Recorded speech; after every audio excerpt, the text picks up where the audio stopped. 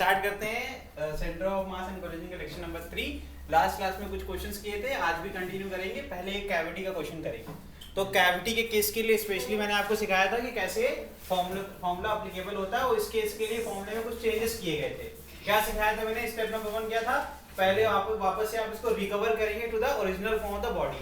फिर क्या करेंगे? पहले आप original form of the body का सेंटर ऑफ मास निकालेंगे, फिर जो कैविटी है उसका सेंटर ऑफ मास निकालेंगे। उसके बाद हम लोग फॉर्मूला क्या बनाया था? एक्सीएम के लिए क्या करेंगे? टोटल मास इनटू जो ओरिजिनल बॉडी का सेंटर ऑफ मास है उसके कोऑर्डिनेट्स, फिर माइनस जो आपका कैविटी है उसका मास और उसके कोऑर्डिनेट्स को एक्स कोऑर्डिनेट, अगर एक्सीएम निकाल रहे हो तो x coordinate of the centre of mass of the cavity. यही करोगे ना? तो करके दिखाओ फटाफट। यहाँ पर सब कुछ दिया हुआ है, क्वेश्चन में पढ़ देते हैं। अ डिस्क ऑफ रेडियस कितना है? r है। Cut off from a uniform sheet of metal. A circular hole of radius कितना है उसका? तो मतलब कैविटी का रेडियस भी दे दिया तुमको, ठीक है। कैविटी का रेडियस कितना है? r/2। तो डायमीटर कितना होगा? r, और इसका जो डायमीटर होगा वही ओरिजिनल बॉडी का क्या हो जाएगा? रेडियस। नहीं समझ में आया? अरे देखो ध्यान से, ये क्या ओरिजिनल बॉडी है, इसका रेडियस कितना होगा? r, और उसी लाइन पर ये कैविटी लाई करती है, इसका रेडियस कितना है? r/2। इसका मतलब diameter of this cavity is equal to radius of the original body, ठीक है। आगे देखिए, now cut out from the disc with the hole being tangent to the rim of the disc, find the distance of the center of mass from the center of the original disc। ठीक है, आप निकालिए। Original disc के respect में निकालना है, आसान question है, डायरेक्टली फॉर्मूला यूज होगा। देखो टाइम बचाएं आपका, देखो ध्यान से। अगर टाइम बचाना है तो उसके हिसाब से ये देखो, यहाँ पर आपको एक चीज क्लियर दिख रही है कि जो आपका कैविटी है वो किस पे लाई करता है? वाई एक्सिस पे। उसका सेंटर कहाँ लाई कर रहा है? वाई एक्सिस पे। तो इसके कोऑर्डिनेट्स क्या? कैविटी का जो सेंटर ऑफ मास उसके यूनिफॉर्म डिस्क है, जिसका मतलब इसका यूनिफॉर्म शेप है। तो सर्कुलर डिस्क का कहाँ होता है सेंटर ऑफ मास? उसके ज्योमेट्रिकल सेंटर पे। तो मैंने रिकवर किया तो मुझे कहाँ मिलेगा? वो यहाँ पर मिलेगा। इसके कोऑर्डिनेट्स क्या होंगे? वाई एक्सिस पर है तो x क्या हो जाएगा? 0, 0, r/2। बिकॉज इसके सेंटर से दूरी कितनी है? r/2। तो ये कितना हो जाएगा? ये r/2 डिस्टेंस है। और यहाँ पर से कोऑर्डिनेट्स क्या आ जाएंगे? इसके आ जाएंगे आपके इसके आ जाएंगे x dash is equal to x dash comma y dash is equal to what? 0, r/2। सही है? क्लियर है? अच्छा, अगर इसको रिकवर कर लेंगे, यानी कि इसको आपको शेड करना पड़ेगा, फिर आपको क्या दिखने लगेगा? एक ओरिजिनल डिस्क दिखने लगेगा जिसका सेंटर कहाँ है? ओरिजिन पे। तो इसके कोऑर्डिनेट क्या हो जाएंगे? तो xcm, ycm, x, y कर देते हैं, इज इक्वल टू क्या आ जाएगा? 0, 0। आप तो डायरेक्टली बस फॉर्मूला पुट करना है। तो फॉर्मूला कैसे निकालेंगे आप बताओ? यहाँ पर आपका फॉर्मूला क्या था? फॉर xcm क्या था? mx minus m dash x dash upon m minus m। इसी प्रकार से ycm is equal to my minus m dash y dash upon capital M minus. ठीक है, अब सॉल्व कर लो। एक कॉमन सेंस होता है, उसका भी इस्तेमाल करना है, ठीक है, उसको छोड़ना नहीं है। तो कैविटी का एरिया निकालेंगे। तो area of cavity will be equal to pi r/2 का whole square, that is equal to pi r square by 4। It means कि ओरिजिनल जो आपका है उसका 1/4 पार्ट है ये। इसका मतलब मास भी क्या होगा? 1/4, बिकॉज यूनिफॉर्म मास है। इसका मतलब है कि मास जो है वो क्या हो जाएगा? Mass of cavity will B 1/4 of total. ठीक है, अब कर लीजिए, इतना ही करना था, आंसर आ जाएगा। फटाफट वैल्यू पुट करिए और आंसर बताइए मुझे, ठीक है। तो जहां जहां m डैश है वहां पे माइनस 1/4 कैपिटल M पुट कर देना बस, ठीक है, इतना ही करना है। तो हम कर दें सॉल्व। क्या आप करेंगे? यहाँ पर आपको x भी दिया है, x डैश भी, सब कुछ तो आपको नोन हो चुका है, अब सिर्फ वैल्यू पुटिंग करनी है। तो आयुषी बताओ आंसर क्या होगा? चलिए ठीक है, यहाँ आ जाएगा m माइनस 1/4 m, ठीक है, कैपिटल M, और फिर यहाँ आ जाएगा कैपिटल M, x क्या है? 0, माइनस फिर 1/4 कैपिटल M, और x डैश कितना है? 0। आई थिंक ये तो आ गया आपका, मतलब जो सेंटर ऑफ मास होगा। अच्छा, ये सॉल्व भी नहीं करते आप, अगर आप थोड़ा सा कंसेप्चुअल और बेटर लर्निंग होगी, आगे चल के हो जाएगी। अभी के लिए मैं इतना नहीं आपको प्रेशर बोलूंगा। लेकिन अगर क्लियरली दिख रहा है, मैंने आपको एक कंसेप्ट सिखाया था कि जो सेंटर ऑफ मास होता है बिटवीन टू पार्टिकल या फिर टू बॉडी, कंपोजिट में भी बताया था मैंने कि वो क्या होगा, लाइन कनेक्टिंग बिटवीन देम उसी पर लाई करेगा हमेशा और कहीं पर नहीं हो सकता। यही सिखाया था ना मैंने, अभी लास्ट क्लास में भी सिखाया था। तो इस क्लास में भी देखो कितना सामने आंसर था। ये एक्सियम सॉल्व ही नहीं करते अगर आप थोड़ा सा और फोकस करते, आप ये देखते कि वाई एक्सिस पर लाई करेगा हमें सेंटर ऑफ मास, तो हमें एक्सियम 0 मिल रहा है। टाइम वेस्ट करने की जरूरत नहीं है, आप एग्जाम में ऐसा मत करना। अभी सीखना था इसलिए मैंने आपको प्रूफ किया, ठीक है, लेकिन आगे चल के आपको ये चीजें क्लियर हो जानी चाहिए। हमने क्या सिखाया था, आपको ये पूरी बॉडी नहीं दिखनी चाहिए, आपको पॉइंट दिखना चाहिए, है ना। पॉइंट, पार्टिकल कैसे बनाते हैं अपन, सेंटर ऑफ मास मिल जाता है तो हम पूरी बॉडी को रिमूव करके एक पॉइंट ढूंढ लेते हैं और उस पॉइंट पे जो मास होगा उसकी वैल्यू टोटल बॉडी के मास के बराबर होगी। यही तो सिखाया था। फिर यहाँ पे इसका मतलब सेंटर ऑफ मास इस लाइन पे है, यानी कि एक्सियम 0 आना था, जो कि प्रूव भी हो गया, आ भी गया। अब अपन YCM कर लेते हैं। YCM भी देखो ध्यान से, m फिर y कितना है r/2, ठीक है, r/2 का 0 होगा, कैपिटल M है 0, ठीक है, ये पार्ट हो गया 0 -1/4m into r/2, है ना, यही तो होगा। और नीचे m - 1/4m, ठीक है, m कॉमन ले लो, दैट इज यहाँ आ जाएगा 3/4, ठीक है, 3/4m आएगा नीचे। चलिए मैं सॉल्व कर देता हूँ, वर्बली करने में ठीक नहीं है, आप लोग फिर कहते हो उसको नहीं बताते हो। देखो यहाँ पर YCM वैल्यू पुट करके दिखा रहा हूँ आपको, m into 0 कैसे पता, मैंने पहले ही आपको ओरिजिनल बॉडी का सेंटर ऑफ मास दिखा दिया था, ठीक है, -1/4m, फिर इसका सेंटर ऑफ मास कहाँ पे है, r/2, ठीक है, अपॉन क्या आ जाएगा, m - 1/4, सॉल्व करेंगे you will get 3/4 capital M, ठीक। ये तो 0 हो गया, यहाँ क्या बचेगा बताइए, -mr/8, है ना, -mr/8। ये देखिए, देखते हैं बेटा, ठीक है, ये आ जाएगा 3m/4, हाँ सही कह रही हो तुम, ठीक है, -r/6 आना चाहिए, कितना आ रहा है, -r/6, वेरी गुड। तो आपका कहाँ शिफ्ट हो गया, ये देखो, ये निगेटिव y एक्सिस पे चला गया। कुछ सीखने को मिला। मैंने क्या सिखाया था कि जहां पर मास की डेंसिटी ज्यादा होगी कैविटी वाले केस में, सेंटर ऑफ मास उधर की तरफ शिफ्ट हो जाएगा, और ये ऑटोमेटिक कहाँ चला गया, निगेटिव y एक्सिस पर, जिसका कोऑर्डिनेट है 0, -r/6। प्रूफ हो गया ये बात, ठीक है, जो हम लोग ने अभी थ्योरेटिकली पढ़ा था वो प्रूफ हो गया। तो the coordinates of centre of mass will B, करके लिख लो, 0, -r/6, ठीक है, this is coordinates of centre of mass of the body, ठीक है, या ट्रंकेटेड बॉडी लिख लेना। ट्रंकेटेड का मतलब क्या सिखाया था, कैविटी, ठीक है। Next, find the position vector of centre of mass of system of 3 particle of masses 1 kilogram, m1 दिया है 2 किलोग्राम, m2 दिया हुआ है और 3 kilogram, m3 located at position vector r1, r2 and r3 दिया है। जानबूझ से तुम्हें वेक्टर दिया है ताकि तुम कंफ्यूज हो जाओ, लेकिन कोई स्मार्ट बच्चा होगा मेरा तो वो कहेगा x, y, z दिया हुआ है ना, क्लियर है कि नहीं।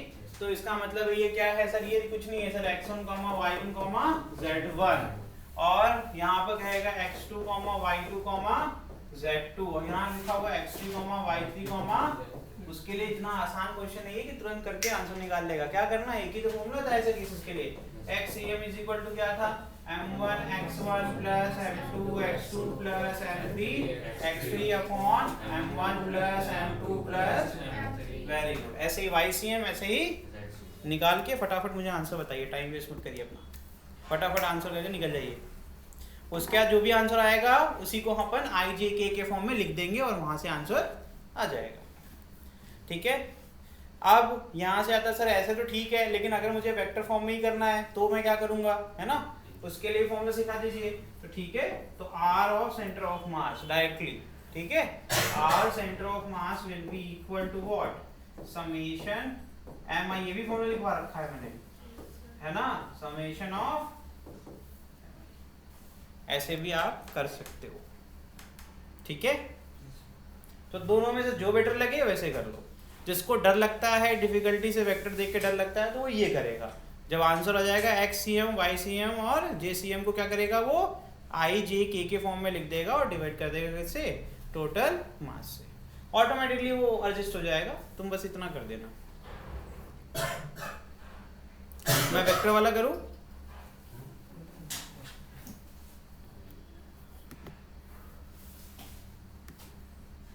करें इसको सॉल्व? क्या आप करेंगे? कर रहे हैं क्या? करो। चलो ये वाला करते हैं क्योंकि ये दिखने में गंदा लग रहा है, तो इसी करेंगे। समेशन का मतलब क्या है?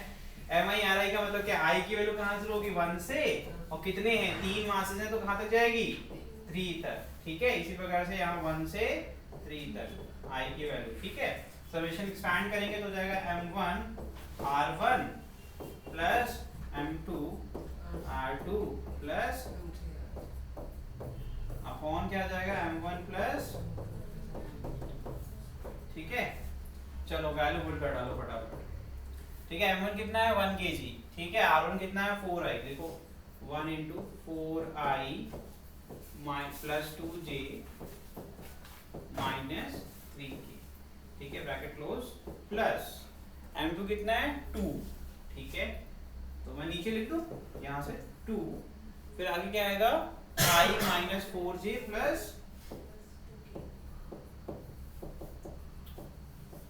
ठीक है, फिर लास्ट में क्या है? Plus 3k। ठीक है, 3kg है ना, और फिर क्या है? 2i minus 2j plus k। ठीक है, divided by what? m1 plus m2 plus m3, that is 1 plus 2 plus 3, that is 6, right. इसमें कुछ नहीं करना होता है, इसमें जस्ट एक्सपैंड, मल्टीप्लाई करो स्केलर वैल्यू को सबसे, उसका एक्सपैंड कर दो, i को i से, j को j से और k को k से, सॉल्व करोगे सेम आंसर आ जाएगा। तो इसको सॉल्व करने के बाद क्या आ जाएगा? RC विल बी, ध्यान रखना इसकी सिंपल प्रॉपर्टी होती है बेटे, अगर किसी को डाउट हो रहा है तो यहाँ 6 आएगा ना, तो जब आप सब ऐड करके i j k के फॉर्म में आंसर ले आओगे तो आफ्टर दैट आपको कुछ नहीं करना है, एलसीएम को स्प्लिट कर देना है, सबको 6 से डिवाइड कर देंगे हम लोग। ठीक है, जब सबको 6 से डिवाइड कर देंगे तो आपको आंसर मिल जाएगा। कर दें क्या सॉल्व? चलो कर देते हैं, कर देते हैं, क्योंकि आप लोगों को जिससे डर लगता है वही करना चाहिए ना।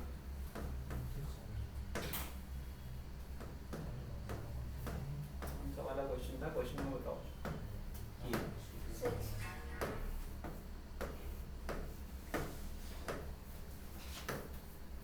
ठीक है, तो देखो फिर से लिख देते हैं, RC vector will be equal to, ऊपर क्या था?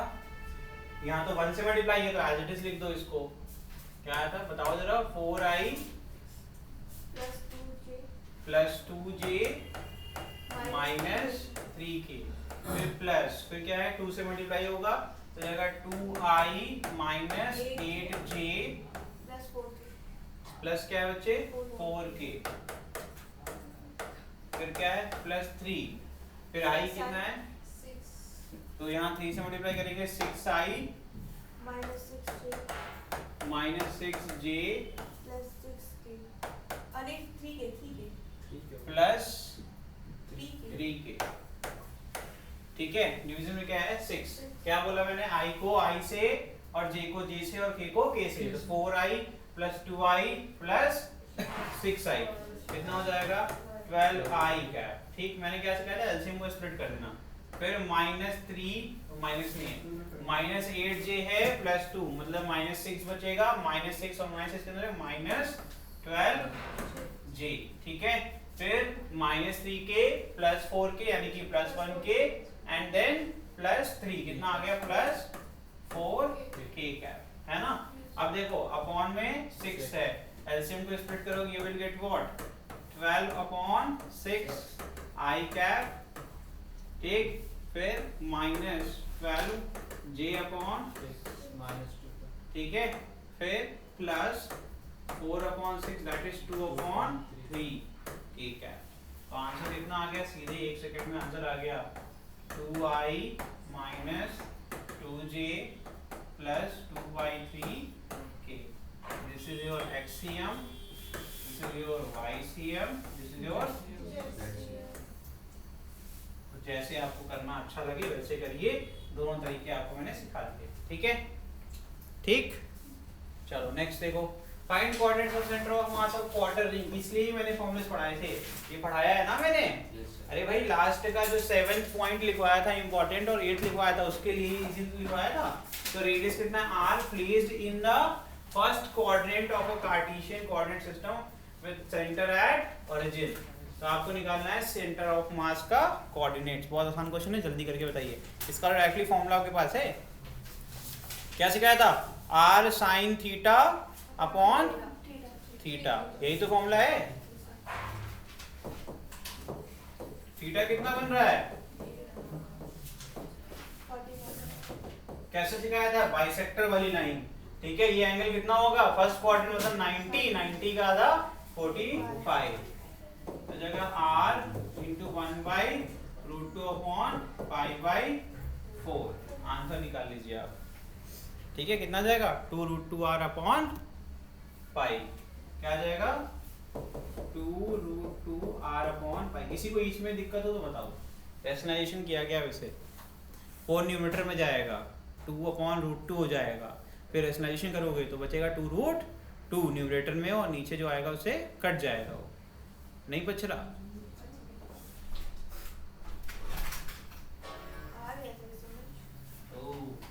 इसको नहीं आ रहा, पीछे नहीं आ रहा। देखो भाई ये क्या है, फ्रैक्शन, इसका नम 1 हो गया, डिनोमिनेटर 1 हो गया, फिर नम 2 डिनोमिनेटर 2, डिनोमिनेटर 2 कहा जाता है नम 1 के साथ, और आपका नम 2 कहा जाता है डिनोमिनेटर के साथ। इसको सिंपलीफाई करके लिखेंगे जब, आ जाएगा 4r अपॉन √2 पाई, ठीक है बड़े भाई। फिर अगर √2 का मल्टीप्लाई न्यूमरेटर में और डिनोमिनेटर में, ये क्या हो जाएगा 2, तो 4/2 बचेगा ऊपर 2, तो आंसर क्या आएगा r अपॉन पाई, ठीक है। चलिए ठीक है, बहुत बढ़िया। लेकिन ये तो आपको OC की डिस्टेंस देता है ना, ये तो OC की डिस्टेंस देता है, पूरा फॉर्मूला तो पढ़ना पड़ेगा ना उसमें। आपको डिस्टेंस मिली है, कोऑर्डिनेट्स नहीं मिले हैं, कोऑर्डिनेट्स तो अभी भी निकालने पड़ेंगे। तो कैसे निकालेंगे, वो तो XC, YC, ये वो लाइन होती है जिस पे सेंटर ऑफ मास लाई कर रहा है। आपको OC क्या सिखाया था मैंने, उसमें बस यही होता है, आधा अधूरा ज्ञान। देखो यहाँ पे क्या लिखा हुआ है, उस टाइम पे भी बताया था मैंने, ये क्या है, डिस्टेंस है ना, ये सेक्टर है, नहीं सर्कुलर आर्क, दिस वन। इसमें क्या सिखाया था, सेंटर से डिस्टेंस कितनी होगी सेंटर ऑफ मास की, यानी कि ये क्या है OCM, या फिर इस केस में OCM, और अभी जो कर रहे हैं उसमें OC। तो लेकिन इसके कोऑर्डिनेट्स तो अभी भी निकालने पड़ेंगे, निकालने पड़ेंगे ना बॉस। तो इस केस में इसके कोऑर्डिनेट्स कैसे निकाले जाएंगे, बहुत आसान है, पाइथागोरस आप है ना, वो समझाएंगे सब कुछ। तो यहाँ पर क्या है, ये XC और YC, ये XC हो जाएगा और ये डिस्टेंस क्या हो जाएगी YC, ठीक। और ये किसके बराबर होगा, OC के। तो कौन सी वैल्यू ऐसी है XC और YC की सेटिस्फाई करेगी, सोचा OC की वैल्यू कितनी आ जाए, 2√2r अपॉन पाई। तो उसके लिए लिख लीजिए 2r अपॉन पाई, क्या होगी वैल्यू, यहाँ पर आएगी जो वैल्यू, XC आ जाएगा 2r अपॉन पाई और YC आ जाएगा 2r अपॉन, ठीक है। पाइथागोरस के हिसाब से करना है, तो यहाँ पर आपको पता है OC² XC² प्लस, ठीक है, कर लें इसको, ठीक है।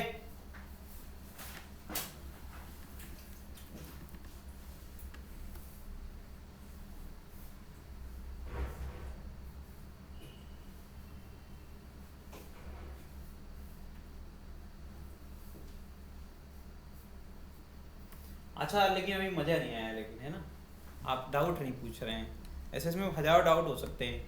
जैसे एक मेरा डाउट क्या होगा, अगर मैं पढ़ रहा हूँ तो सबसे पहले ये होगा, सर इस केस में ये समझ में आ गया, स्क्वायर कर देंगे, लेकिन कैसे पता चलेगा, बार बार इसमें परेशान रहेंगे, है ना, कॉन्फिडेंस नहीं आएगा। तो उस केस के लिए जो सबसे ज़्यादा इंटेलिजेंट बच्चे हैं, क्योंकि उन्हीं के साथ में रहता हूँ हमेशा, तो ऐसे बच्चों के लिए हमेशा OC निकल गया भाई साहब तुम्हारा, एक दूसरा जुगाड़ भी तो होना चाहिए, ताकि कंफ्यूजन जिसके पास आए तो वो भी कर ले। तो OC की वैल्यू कितनी थी, 2√2r अपॉन पाई, है ना भैया। ये OC अगर देखें तो एक एंगल बना रही है π/4। सिंपलेस्ट वे क्या होना चाहिए, अगर इसको हम रिजॉल्व कर दें तो will get cos component, and अगर इसका साइन कंपोनेंट निकालेंगे तो अगर cos देखेंगे तो along x एक्सिस, मतलब x कंपोनेंट मतलब x कंपोनेंट ना, और अगर इसका साइन कंपोनेंट निकालेंगे तो क्या मिल जाएगा, है ना, y मिल जाएगा। तो आई थिंक ये सबसे बेस्ट अप्रोच होगी इसको करने की। तो xc को करने का एक दूसरा तरीका क्या होगा भाई, xc will be equal to what, 2√2r upon pi into cos pi by 4, that is 1/√2। Answer क्या आएगा, 2r अपॉन, आ रहा है कि नहीं आ रहा है, आ रहा है ना, 1/√2 कट जाएगा। ठीक, yc निकालना है तो yc will be again 2√2r upon pi sine pi by 4, again √2 cut जाएगा, बचेगा क्या, 2r upon, is it okay, ठीक है, ऐसे करना है। ठीक, नेक्स्ट, चलो नेक्स्ट देखो, find coordinates of centre of mass of semi circular ring of radius r place symmetric to a y axis of a Cartesian coordinate system. ठीक है, ये भी बहुत आसान क्वेश्चन है, इसका भी आपके पास फॉर्मूला लिखवाया हुआ है मैंने। हो गया, ये क्वेश्चन देखिए कैसे करेंगे, सिंपल फॉर्मूला है इसके लिए भी। क्या फॉर्मूला है सत्यम, क्या होगा, 2r अपॉन, अच्छा तुम आंसर बता रही हो क्या सीधे, 2r अपॉन पाई तो आंसर है इसका। अच्छा, इस केस में क्या है ना, इस केस में हम लोग कोई कंपोनेंट की जरूरत ही नहीं पड़ेगी, बिकॉज डायरेक्टली ये y एक्सिस पे सेंटर ऑफ मास लाई कर रहा है, तो xcm हो गया 0। तो इसमें जो डिस्टेंस OC निकालने का जो फॉर्मूला है डायरेक्टली वही लग जाएगा। ठीक है, तो क्या करेंगे, r sin theta upon theta. ठीक है, इसके लिए क्या करेंगे, OC इज इक्वल टू r sin थीटा अपॉन, कितना एंगल बना रहा है, पाई बाई 2, हो जाएगा r अपॉन, ये हो जाएगा 2 पर जाएगा 2r अपॉन, तो xc 0 है और yc, ये इसका आंसर जाएगा 0,2r अपॉन। ठीक है, next, find coordinates of centre of mass of quarter sector. अभी ये सेक्टर वाला फॉर्मूला यूज करने के लिए है, ये भी पढ़ाया हुआ है। ठीक है, अगेन OC निकाल सकते हो आसानी से। ठीक है, uniform disc of radius r place in the first quadrant of Cartesian coordinate system, यानी कि थीटा कितना है आपका, पाई बाई 4। बस फॉर्मूला चेंज हो जाएगा इस बार, फॉर्मूला क्या लगेगा, 2r sin थीटा अपॉन, बताओ, 3 थीटा। ठीक है, इस केस में क्या जाएगा, OC will be equal to 2r sin theta upon 3 theta, यानी कि 2r sin pi by 4 upon 3 pi by 4। तो यहाँ से आंसर आ रहा है आपका 2r अपॉन √2, 3 पाई अपॉन 4 ऊपर जाएगा, आपको भी अच्छे से पता है 2√2 बनने वाला है और एक 2 ऑलरेडी है ऊपर। ठीक है, तो यहाँ पे इस बार क्या बनेगा, 4√2r अपॉन 3 पाई। डायरेक्टली कर दिया है, अगर किसी को ना आए तो पूछ लेना। ठीक है, चलिए भाई ये हो गया, लेकिन अभी काम खत्म नहीं हुआ। तो xc क्या हो जाएगा, xc will be equal to OC cos theta and yc क्या हो जाएगा, OC sin थीटा। OC कितना निकाला, अभी आपने निकाला है 4√2r अपॉन 3 पाई, और cos पाई ऊपर क्या होता है, 1/√2, है ना, ये √2 कट जाएगा, आंसर क्या आ गया, 4r अपॉन 3 पाई। हो गई बात आयुषी? चलिए, इतना धीमे धीमे बोलने की कोशिश करते हैं, लेकिन आवाज यहाँ तक आ ही जाती है। थोड़ा और नया टैलेंट लेके आओ यार, कुछ अच्छा लगे। चलिए करिए फटाफट। नेक्स्ट क्या होगा, कोऑर्डिनेट अब तो रिपीट होने वाले हैं यार। sin पाई 4 की वैल्यू कितनी थी, 1/√2। तो इसको सॉल्व नहीं करके यहाँ साइड पे 4r अपॉन 3 पाई। तो आंसर क्या आ गया, इसके जो कोऑर्डिनेट्स हैं वो क्या होंगे, 4r अपॉन 3 पाई कॉमा, ठीक है, ये इसका सेंटर ऑफ मास। आगे बढ़ जाएं, चलिए अब पढ़ने वाले हैं नई हेडिंग, टॉपिक है motion of centre of mass. Heading लिखिए motion of centre of mass. मतलब अब क्या कह रहे हैं कि ऑब्जेक्ट अगर मोशन में है तो उसके सेंटर ऑफ मास में क्या इफेक्ट होता है। ठीक है, लिखिए, for a system of particle, क्या हो गया बेटा, for a system of particle, मतलब ऐसा सिस्टम जिसमें एक से ज्यादा पार्टिकल्स हैं, तो सारे पार्टिकल्स का मास भी होगा m1 m2 m3 एंड जितने भी होगा, है ना। Position of centre of mass is given by position of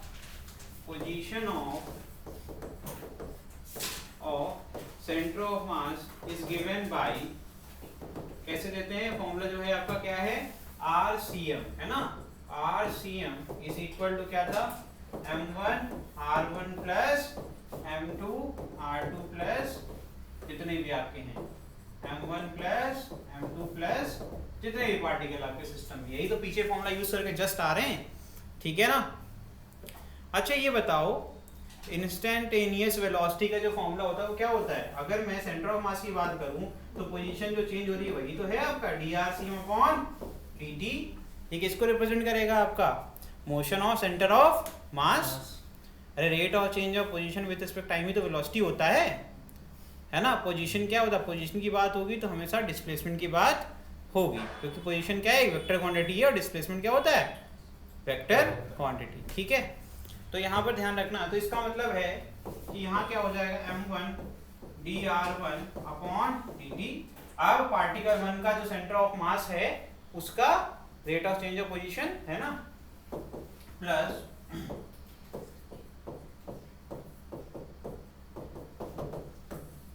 अब यहाँ ये तो कांस्टेंट है, इसको एज इट इज, बाद में इसको समेशन m लिख दूंगा मैं, ठीक है। अगर अभी तक कोई चीज समझ ना आया तो पूछ लो मुझसे। ये मैंने क्या किसका फॉर्मूला बना दिया, वेलोसिटी ऑफ सेंटर ऑफ मास। ये किसका फॉर्मूला हो गया आपका, वेलोसिटी ऑफ सेंटर ऑफ मास, ठीक है। किसी को अगर अभी तक कोई दिक्कत तो पूछ लो, मैं आपको बता दूंगा कैसे ये किया स्टेप वाइज मैनर में, ठीक है। नेक्स्ट लिखिए इसके आगे VCM, हम क्या करेंगे, इसको डिनोट करने लगेंगे अब, VCM velocity of centre of mass is equal to d/dt of RCM, ठीक है। अब मैं इसको दोबारा लिखूंगा कैसे, अब मैं इसे लिखूंगा m1 v1 plus m2 v2 plus जितने भी पार्टिकल्स हैं upon m1 plus m2 plus m3 and so on, ठीक है। सही है, यहाँ तक कोई दिक्कत, ठीक। अगर एक्सेलरेशन निकालना होगा तो मैं वापस से क्या करूंगा, इसी इक्वेशन को डिफरेंशिएट कर दूंगा। अगर इक्वेशन 1 है और इक्वेशन नंबर 2 है तो इक्वेशन नंबर 2 को अगेन मैं टाइम के रिस्पेक्ट में डिफरेंशिएट कर दूंगा, तो मुझे क्या मिल जाएगा, एक्सेलरेशन। तो यहाँ पर लिखिए एक्सेलरेशन के लिए मुझे एक स्लाइड चाहिए,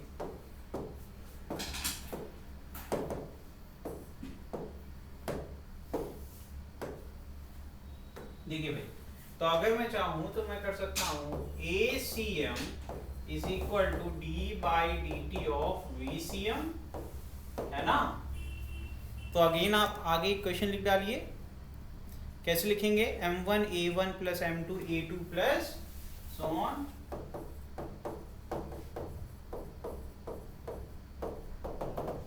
अपॉन में क्या जाएगा, m1 प्लस m2 प्लस, ठीक है, जितने भी पार्टिकल्स हैं। यहां तक कोई दिक्कत नहीं। अच्छा मुझे ये बताओ, ये क्वेश्चन नंबर 3 हो गया। अगर मैं चाहूं तो मैं लिख सकता हूं, यहाँ पर ब्रैकेट में लिख देता हूं कि m1 प्लस m2 प्लस जितने भी पार्टिकल उनका टोटल मास कितना होगा, कैपिटल M मान लेते हैं, मान सकते हैं ना। देन फ्रॉम इक्वेशन 2 की मदद से मैं लिख सकता हूं कैपिटल M इंटू VCM, ठीक है। अब ये क्या होता है, दिस इज मोमेंटम, ये क्या है, मोमेंटम, आपको पता है ना। लीनियर मोमेंटम का फॉर्मूला क्या होता है, P is equal to mass into velocity, तो मैं यूज करने वाला हूँ, ठीक है। तो ये इसका मतलब ये क्या हो जाएगा, linear momentum of centre of mass is equal to क्या हो जाएगा, m1 v1 plus m2 v2 plus and जितने पार्टिकल हैं। तो मैं यहाँ लिख सकता हूँ कि PCM is equal to P1 plus P2 plus P3 plus so on. This is equation number 4. Is it okay? सही है बड़े भाई? ये क्या करते हैं मैंने linear momentum of the centre of मास, ये सारे स्मॉल पी लिखा हुआ है, वैसे क्लियर होगा इतना तो, ठीक है, स्मॉल पी से नोट करते हैं। तो इसका मतलब है अगर सेंटर ऑफ मास का हमें लीनियर मोमेंटम निकालना हो तो हम किसी भी स्टैंड पर निकाल सकते हैं, कैसे, समेशन ऑफ पी करके। पी क्या है, जितने भी पार्टिकल है उनके इंडिविजुअल आप क्या कर लीजिए, लीनियर मोमेंटम का सम कर लेंगे, तो आपको क्या मिल जाएगा, linear momentum of centre of मास। आपको क्या मिल जाएगा, linear momentum of centre of. ये डेरिवेशन समझ में आया, कितना सिंपल था, ठीक है, आया समझ में? चलिए ठीक है, तो नोट कर लीजिए, एक लाइन लिख लीजिए, linear momentum of system of particle, linear momentum of system of particle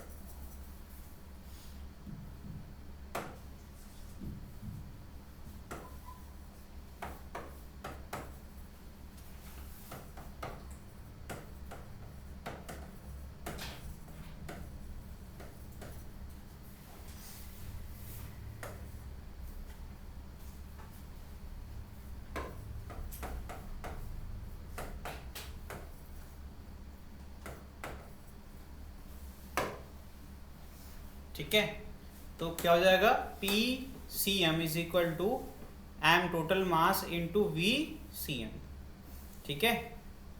मैंने लिखा है मास ऑफ सिस्टम, मैंने मास ऑफ पार्टिकल नहीं लिखा हुआ है, उसका लिखा हुआ है and velocity of centre of मास, यानी कि मैंने वी सी एम लिखा हुआ है। तो अगर हम न्यूटन सेकेंड लॉ चाहें तो लगा सकते हैं यहाँ पर, ठीक है। उसका लिखे अकॉर्डिंग टू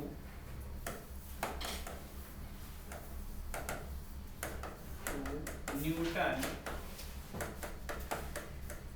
सेकेंड लॉ क्या हो जाएगा भाई, F external on the system of particle will be equal to what, d by dt of PCM या फिर d by dt of VCM, ठीक है, दोनों बात सही है। अरे न्यूटन सेकेंड लॉ मोशन क्या होता है, जो एक्सटर्नल फोर्स है वो rate of change of momentum के बराबर होता है, और VCM अगर कांस्टेंट है, क्या है भाई, VCM अगर आपका कांस्टेंट है तो F एक्सटर्नल क्या हो जाएगा बॉडी पर, 0 होगा कि नहीं होगा, मास तो स्केलर है वो बाहर आ जाएगा, और differentiation of constant is 0, basic math में पढ़ा था, ठीक है। और इसी का vice versa is also true, तो एक तो ये हो गया, ठीक है। दूसरी कंडीशन, इफ, अब मैंने आपको बोल दिया एक्सटर्नल फोर्स बॉडी पर क्या है, पार्टिकल पार्टिकल पर क्या है, 0, तो उसका मतलब क्या हो जाएगा, VCM क्या हो जाएगा, कांस्टेंट, दोनों बात सत्य है।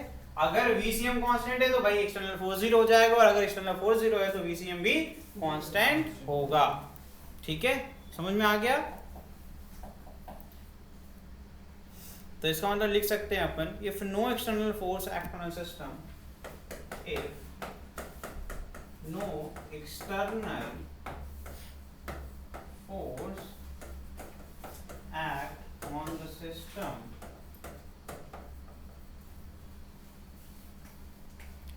the velocity of center of mass remains constant, the VCM remains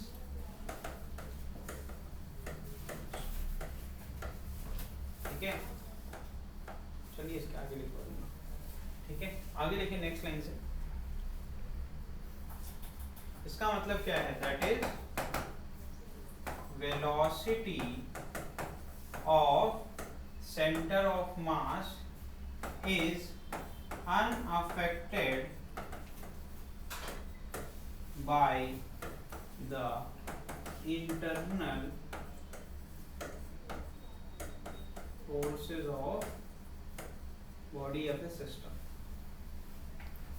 ठीक है, डन।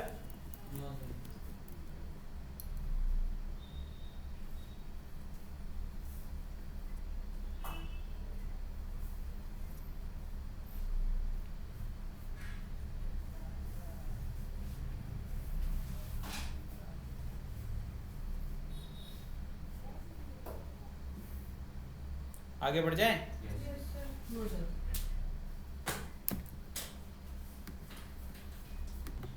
ठीक है, देखिए नेक्स्ट, अब सीखेंगे अपन application of method of impulse and momentum theorem to a system of particle. पहले से पता है आपको, लेकिन अभी अगर कह रहे हैं कि सिस्टम ऑफ पार्टिकल मतलब एक से ज्यादा मास अगर इसमें आ गया तो क्या करोगे उस केस में। ठीक है, लिख लीजिए, when a system changes it's configuration, when a system, इसका इंपल्स मोमेंटम थ्योरम तो बता दो, इंपल्स क्या होता है? Change in momentum.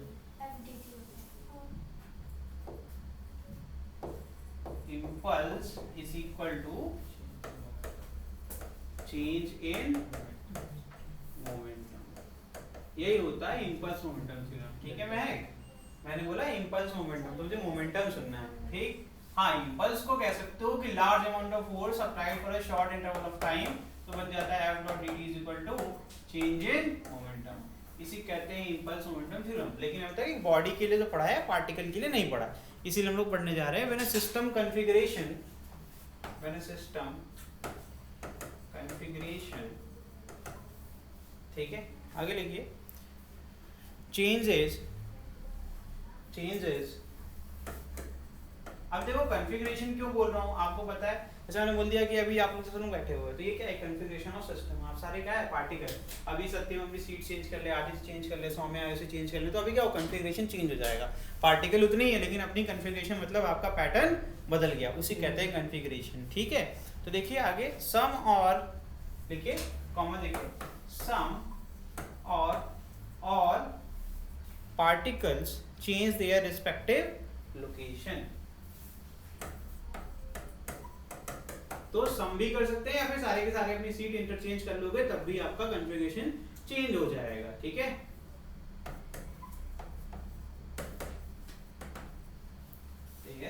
लोकेशन। ठीक है,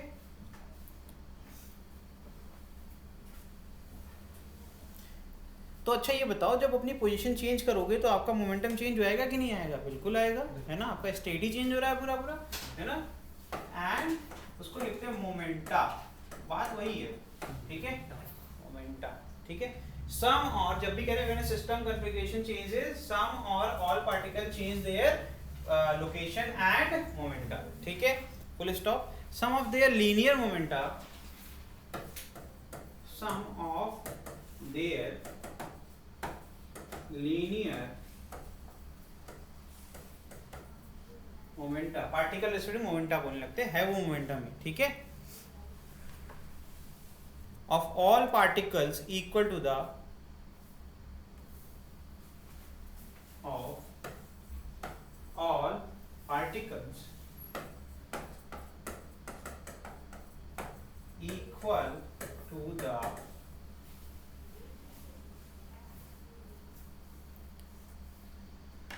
linear momentum due to translation of center of mass, linear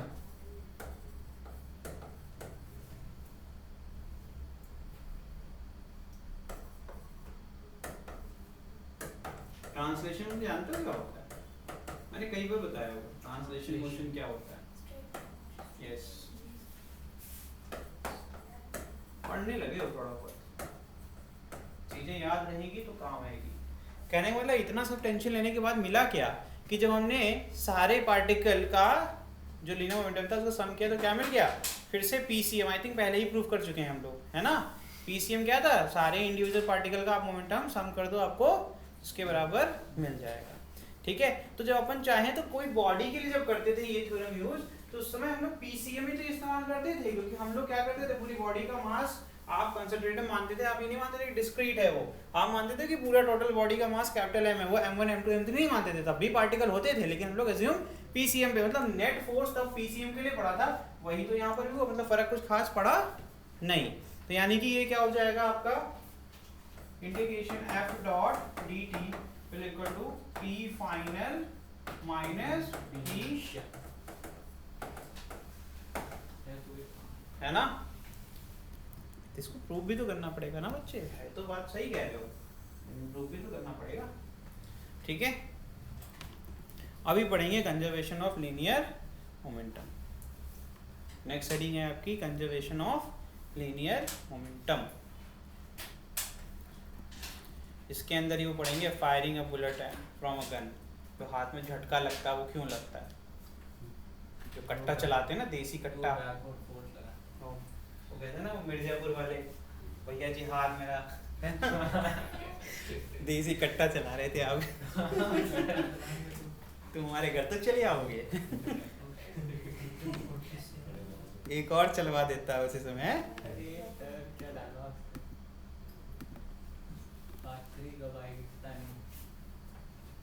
सबसे मजाक की बात तो जब पूरा उड़ जाता है तो कहता है दोनों हाथ चले गए, तो कहता है कि हाँ सच में लग रहा है फॉल्टी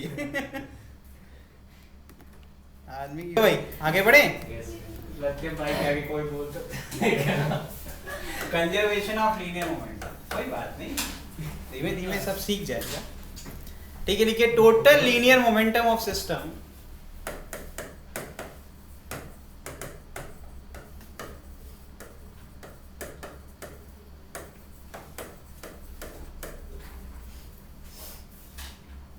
आगे लिखिए system of particle remains conserve, system of particles remains conserve,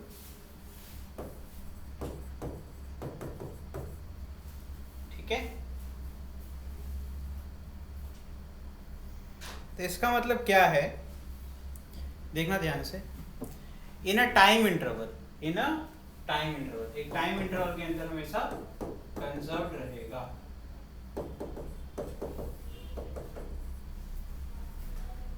ठीक है। फुल स्टॉप मत लगाना। इन विच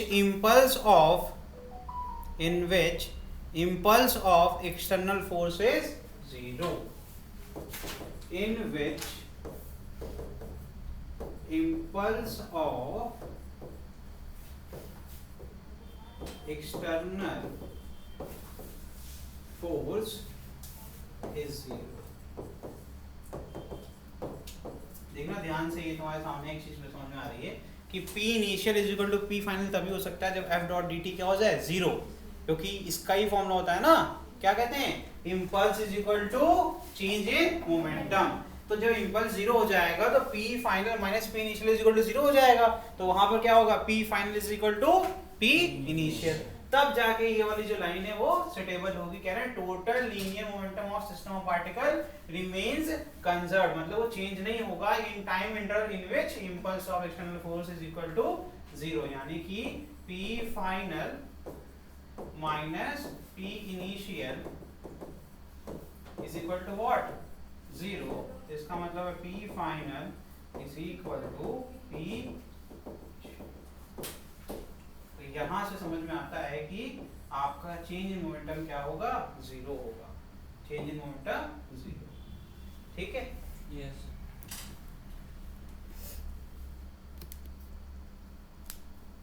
इसका रीजन बहुत सिंपल है, इसके पहले भी पढ़ा था हम लोग ने, मैंने प्रूफ किया था, जहां पर लास्ट में एक लाइन लिखी थी हम लोगों ने कि इंटरनल फोर्सेस के कारण, कैसे किया था, VCM कब 0 आ रहा था, VCM माफ करना कांस्टेंट कब आ रहा था, जब F एक्सटर्नल 0 था।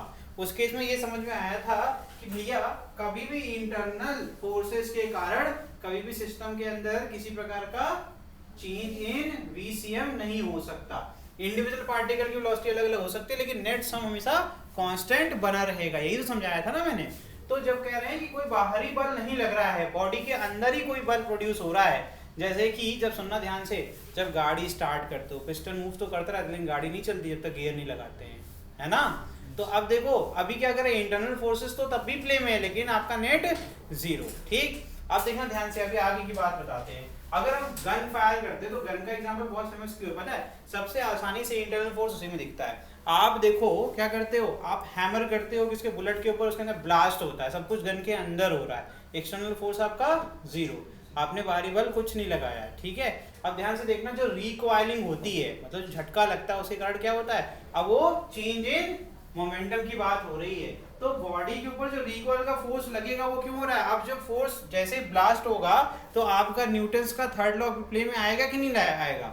आपने बल लगाया तो भी लो भाई तुम्हें भी तमाचा मारेंगे, है ना? तो झटका क्या लगेगा?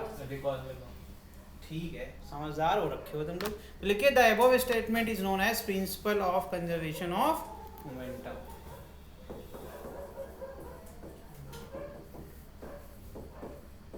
स्टेटमेंट is known as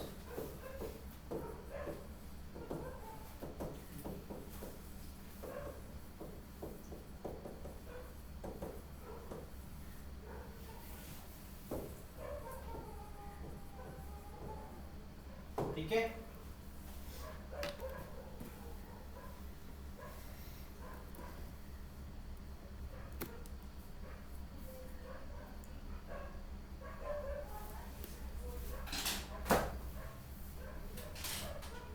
आगे लिखिए since force impulse and momentum, लिखिए सिंस फोर्स,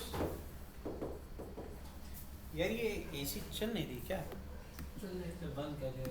आगे लिखिए since force impulse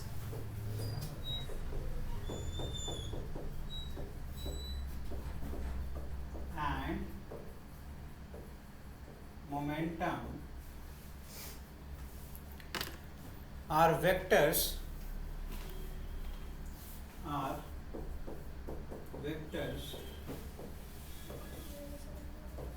component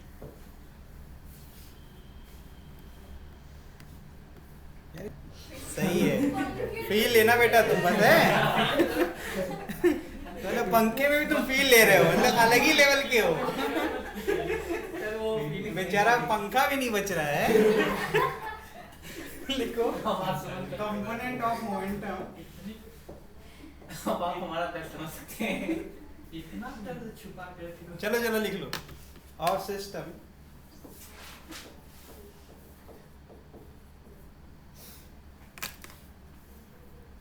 in a particular direction is conserved, in a particular direction is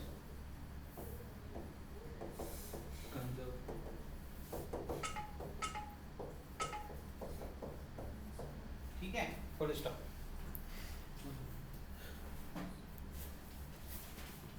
If net impulse of all external forces in that direction vanishes। अच्छा देखो अभी ये समझ भी लो, लिखना ही नहीं है। अब इसका कहने का मतलब ये है कि देखो भैया फोर्स भी वेक्टर क्वांटिटी है, मतलब डायरेक्शन डिपेंडेंट है, इंपल्स भी है और आपका मोमेंटम भी है।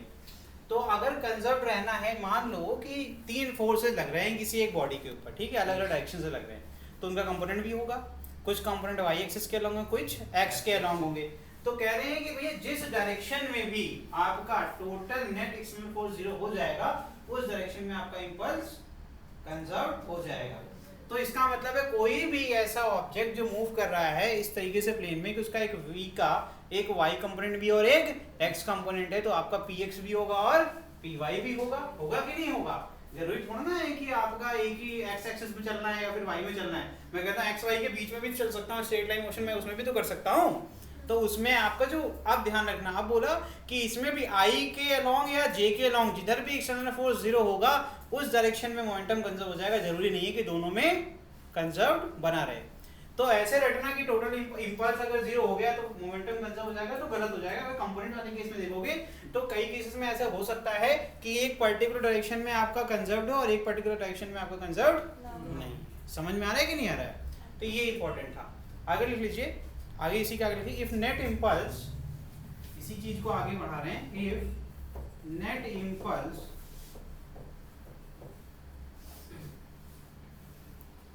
of all external forces in that direction vanishes। जो बोला मैंने उसी को लिखवा रहा हूं, of all external forces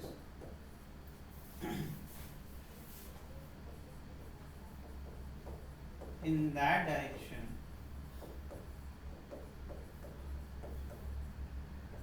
is 0. ठीक है, फुल स्टॉप। ठीक है, इसका हम लोग एक केस स्टडी पढ़ेंगे, firing a bullet from a gun, next class में। ठीक है, थैंक यू।